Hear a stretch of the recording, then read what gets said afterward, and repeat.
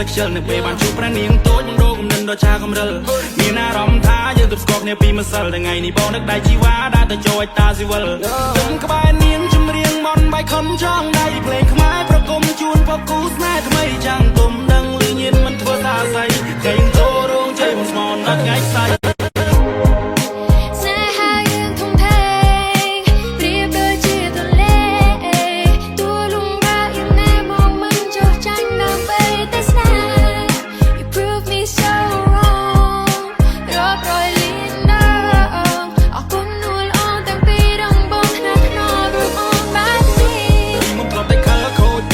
ខ្ជិលនៅពេលបានជួបប្រានាងតូចបងដូរគំនិតដល់ឆាកំរិល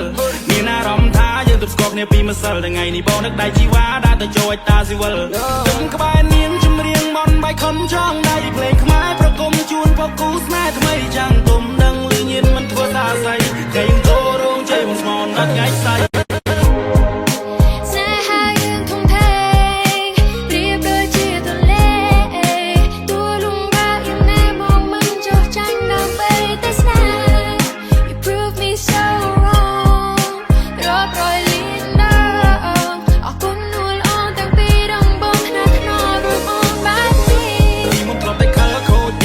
ខ្ជិលនៅពេលបានជួបប្រានាងតូចបងដូរគំនិតដល់ឆាកំរិល